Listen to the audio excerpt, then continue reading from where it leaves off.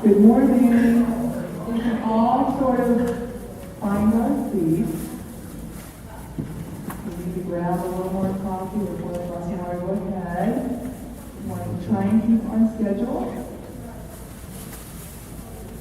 Good morning, my name is Kelli Jelsma. Welcome to the first ever Siouxland Aging Coalition conference. Thank you so much for coming. We're so thrilled to have each and every one of you. I'm going to announce this a couple times throughout the day. If you wouldn't mind filling out the evaluation form on the table at the end of the morning, we really appreciate it because we hope to keep this going and every year provide different kinds of opportunities for different speakers to speak on different topics that are relevant to people. So we really appreciate that thought. So I don't know how many of you are familiar with, we're familiar with the Aging Coalition prior to today's event, but I thought I'd just let you know it was begun by a lovely young lady named Amber Byer. She graduated from Northwestern College with a degree in social work a couple years ago. She started working with a local attorney here in Orange City who does elder care, actually, he's here today, and started working with a number of organizations and providers as well as caregivers and just the general population, and realized that there was a need for a resource where both providers and caregivers could come together, exchange information, and be able to somehow warehouse that information and be able to give referrals to anyone who needs it in the greater northwestern Iowa area. And she has successfully done that. Unfortunately, she decided to move back home to Pella, and we were left without anyone to guide us. So I'm working along with Shelly Peterson, over here, back here, to keep this train moving because it is a vital resource for all of us. So if you have any questions throughout the day, I'm Kelli. Don't just grab me and let me know you have a question. Shelly will be more than willing to help you. And we have Wesley in the back, who is a wonderful peer and is helping us set that up. So any housekeeping issues, anything you need to know, please don't hesitate to ask us. Let me sure I get through all of this. I have been sitting at the registration table. I think I have a pretty good handle on who we have here. Would you raise your hand if you are one of the lay caregiver folks here with one of the organizations? There's quite a few of you. I'd just like to see a show of hands. The companion program, the foster grandparents, quite a representation. Okay, wonderful. And how many folks are giving care to their own family members and are here just to learn more about that? Can I see a show of hands?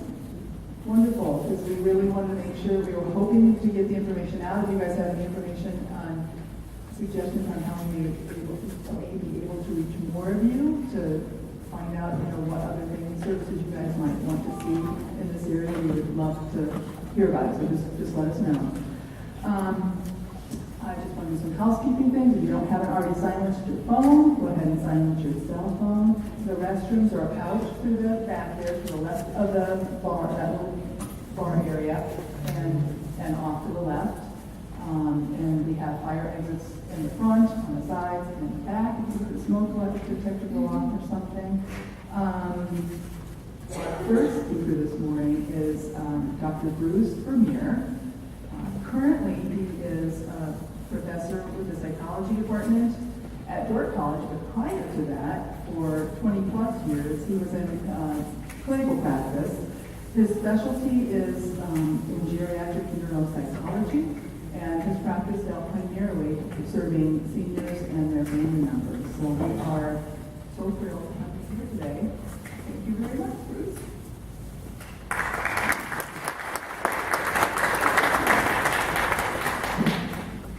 Good morning. Bear with me for just a minute here. Get this set up again. There we are.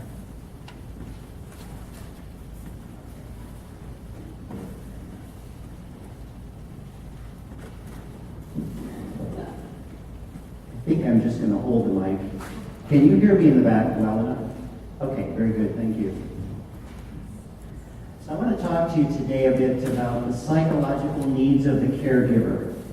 And, oh, by the way, one question that Kelli didn't ask, and I wanted to ask, how many people here are professional caregivers, physicians or nurses, or raise your hands? Okay, just a few, all right. We weren't sure how many people were going to be here who were professionals and how many people were not going to be, or were going to be here who were not in a professional role. And so I tried to tailor my presentation today accordingly. And so some of the information I'll have up on the screen will be a little more technical in its orientation. I'll try and skip over that, all right? We'll try and get to the good stuff, the stuff that's going to be the most relevant and the most meaningful for the most folks here.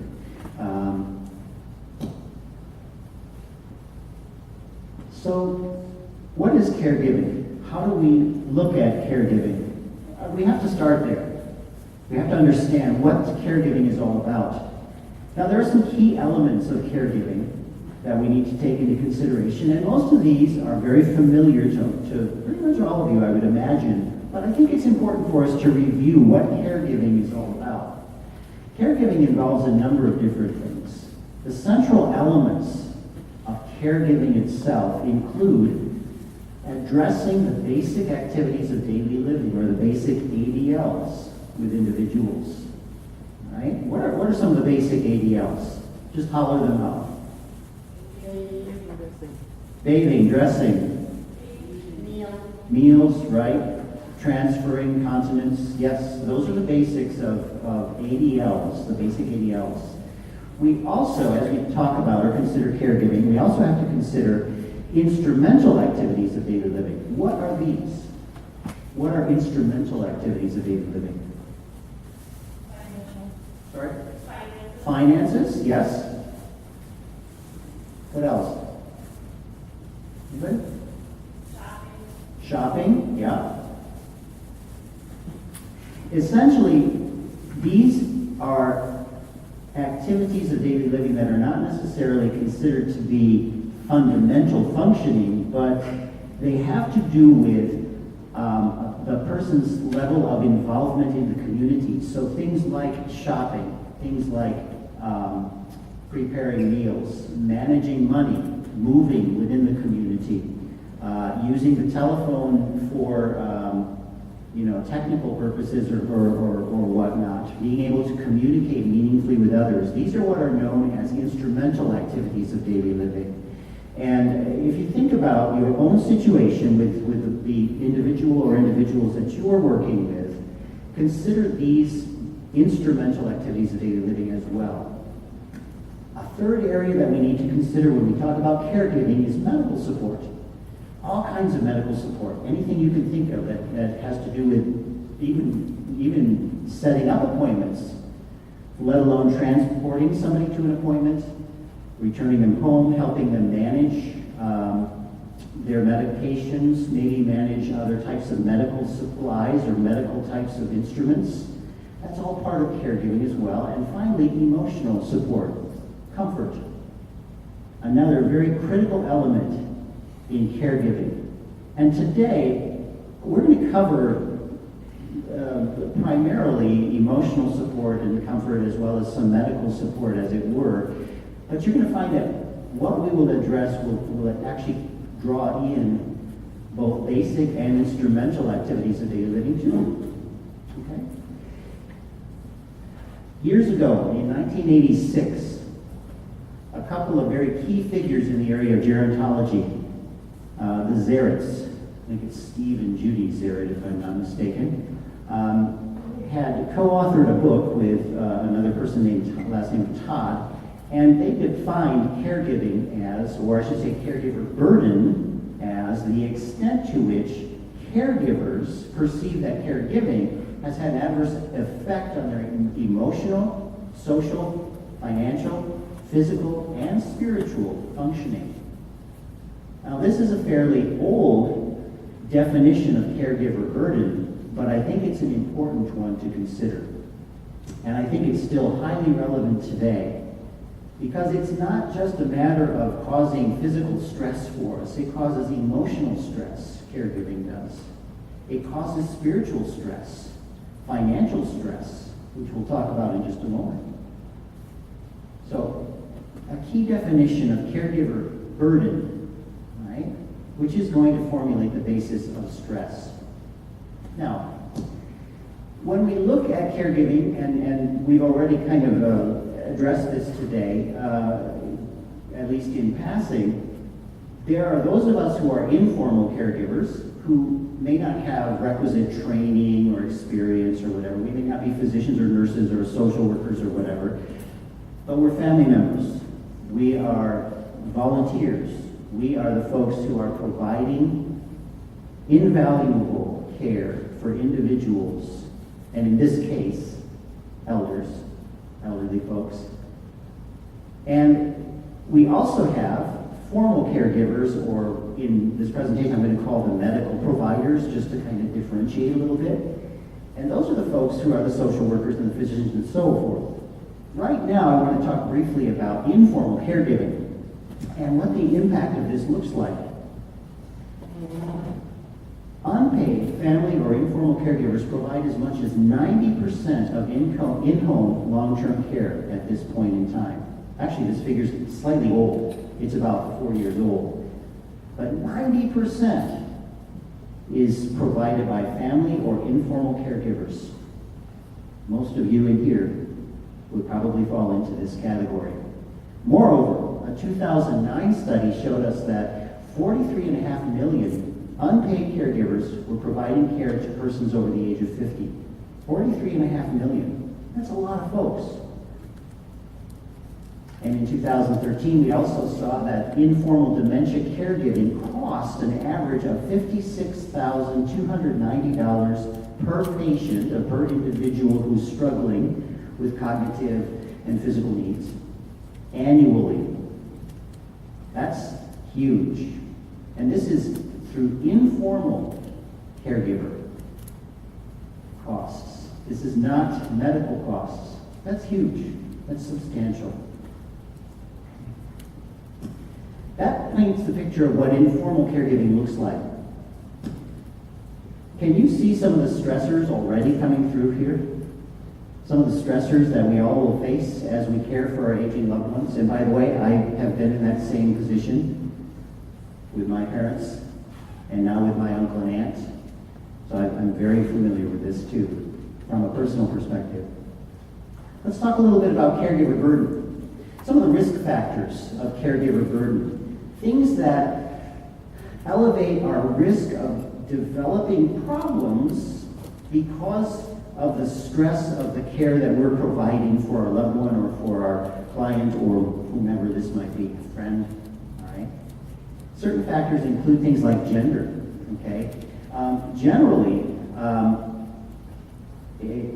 females tend to be a little bit more susceptible to caregiver burnout or caregiver risk-related problems than our males.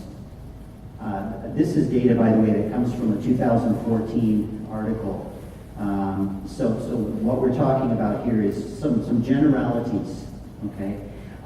Education level. So basically, this means that if a person has a 12th grade level of education, a high school diploma, their risk of developing a sense of burden over caregiving is going to be higher. It doesn't mean that we'll develop that. Well, it means the risk is higher than if you have a master's degree or even a bachelor's degree or a doctoral degree, okay? And this is actually linking into something else that we in the neuropsychology community call cognitive reserve. It has to do with the amount of, as it were, exercise that the brain has received through education, okay? And that sense of cognitive reserve is actually a factor in the development of the pathology of certain forms of dementia as well, like Alzheimer's, which we won't get into the details of that right now, but essentially, the higher your level of education, the lower your risk of caregiver burden, okay? Now, the other question is whether or not you're residing with the individual. Obviously, if you're spending time or living with the care recipient, your risk of developing burden-related problems is higher.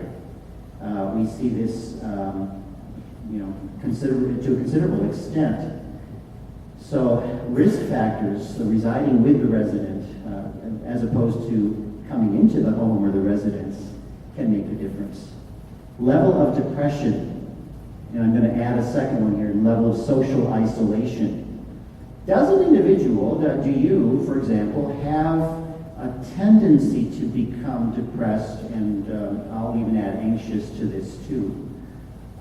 Is that something that you've struggled with in the past? If it is, your risk of developing caregiver-related problems is going to be a little higher, right? Social isolation means for you as the caregiver, do you find that your responsibilities for caregiving are preventing you from meaningful social interaction with others for yourself? And we'll talk a little more about self-care later on. Financial stress, well, we talked about that earlier, what that looks like and how much it actually costs even to provide informal caregiving. And then also the number of hours spent providing care for the recipient. Does the person or persons you work with require just an hour or two of care per day, or are we talking 5, 6, 7 hours, maybe more than that? That can be a big factor in terms of the development of caregiver burden. And also, what we call perception of choice is involved here. It has to do with our sense of whether or not we have a choice in providing this care. For many of us, especially if it's our spouse or a close relative, we may not feel like we have a lot of choice in providing this care, like we have to for a variety of reasons. It happens very easily. That can also increase our risk, again, of developing problems related to the caregiving process. Something else to consider. Now, you may look at this list and you'll say, well, yeah, okay, so what? Okay, apply these to yourself. Apply these to the people that you know who are also providing care. And you'll start seeing that each of these will provide a little bit more of a sense of what's going on for you as a caregiver in a caregiving arrangement. All right? I want to talk just very briefly about some physical health factors that are related to caregiving. Why? Well, because the physical and the psychological and emotional and even the spiritual are all linked in very, very closely. They're very tightly wound together in us. And knowing or understanding a little bit about some of the physical aspects or the physical health factors that can increase our level of caregiver burden can make a difference for us oftentimes. It'll help us prepare for what we need to look out for ourselves medically as we're caring for somebody else. The first is increased blood pressure, okay? And I'm going to go through these rather fast. Increased blood pressure can actually place us at a higher risk for developing such things as cardiac problems, heart disease, things like that. I'm going to throw that one up here as well. Coronary artery disease. Greater amounts of carotid plaque. Plaque in our carotid arteries can actually develop as a result of stress. All right? And so that also is another factor that can increase our risk of what?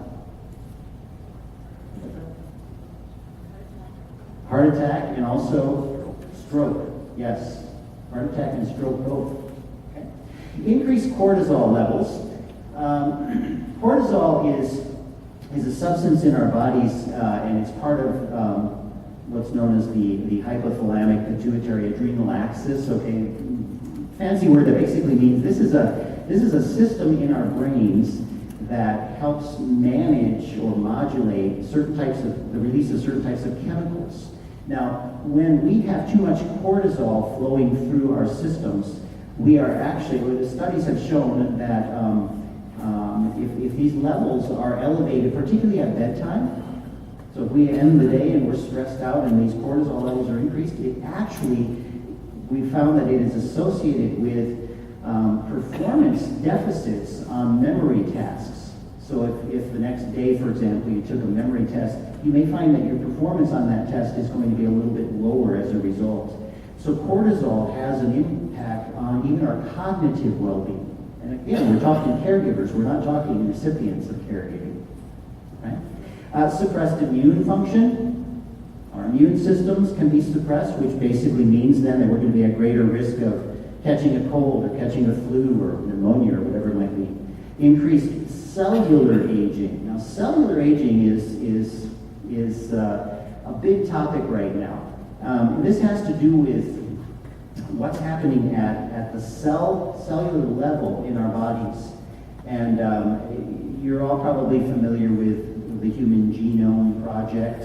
You heard about that. It was completed back in the early 2000s.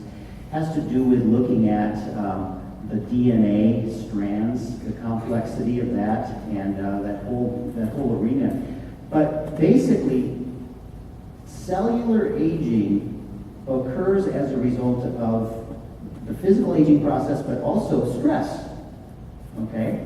And so essentially what this means is you are going to physically age a little faster if you're under constant chronic stress. Here's an example to kind of help illustrate my point. Think about the last couple of presidents that we've had in the White House. Have you noticed, particularly with let's just pick on the last three: Clinton, Bush Jr., and Obama. Two of those three, at least, were a little bit on the younger side. Did you notice how quickly their hair turned gray? That's what we're talking about. It's due to cellular aging. Exactly what we're talking about. Now, it doesn't mean you're all going to turn gray or grayer, but it means that, but it means that that is another factor that's going to increase your risk of difficulties because of the caregiving and the caregiving stress that you're under. Poor sleep quality is another biggie. Okay? Oh, and by the way, don't get too depressed about all of these. Don't worry about that. Just think about this more in terms of kind of a broad listing of the risk factors. All right? Poor sleep quality. I would imagine if I asked for a show of hands, I'd find out that there are quite a number of folks in here who have trouble sleeping because they're under a fair amount of stress because of the caregiving they are providing. That's very common, all right? What we have found through research, and this particular study that I've noted here really demonstrates or illustrates this. We found that folks who are actually dealing with, and this was a dementia caregiving study, people who are providing care for people with dementia have a decreased sleep efficiency, so they're not sleeping as efficiently. Their sleep has a longer latency time, takes a little longer to get to sleep. And they also spend less of their sleep time in more restful sleep stages. Okay? So if you wake up tired in the morning, there's a reason for that. There's a reason for that. Yeah, my wife was picking on me again last night because around 9 o'clock already I was getting really tired. She's like, oh, you're getting old. What is this? You need to go to bed so early. Well, yeah, okay. If I was a caregiver at this point, that level of fatigue probably would have set in a lot earlier in the evening. And I might not have actually slept it off during the night, and I would wake up the next morning still not feeling totally rested. Remember that these are all factors, physical factors, that are going to load into how we feel emotionally and also how we can conduct ourselves during the day. Right? Let's talk a little bit about an area that I know a little bit about myself. I spent better part of 23 years engaged in geriatric neuropsychology, so I did a lot of the neuropsychological testing, the memory testing and things like that for folks who were developing cognitive problems. But let's talk for a moment about caregivers and what happens with caregiving. The process of caregiving itself can actually cause impairment in our cognitive well-being.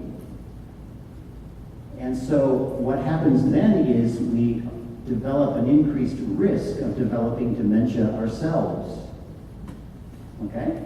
So again, these are just factors that need to be considered. Let me spell out a few of these more specifically. The first one is attention span. Attention span. And with attention span, we often find that, because we're not sleeping well, because we're under stress, because maybe the cortisol levels that I was just talking about a few moments ago, we aren't going to be able to focus as well. We're not going to be able to focus on what's important. Concentration can also be influenced. Our concentration isn't so good. And I'm sure some of you can resonate with that. You probably understand, you've probably seen that yourself. Okay? Even minimal amounts of cognitive problems for us as caregivers can affect our ability to provide adequate care. So this is something we need to really pay attention to. All right? Earlier I was picking on women a little bit in terms of, the issue of gender and caregiver burden. Well, let me pick on us guys a little bit here, okay? So those of us who are men who are caring for somebody with dementia have actually about a 12-fold increase in our risk of developing dementia than control groups, than people who are not caregiving. Moreover, for women, there's only about a 4-fold increase. So us men have we're 3 times as risk burdened, as it were, of developing dementia ourselves as a result of some of these cognitive challenges that we may face as caregivers.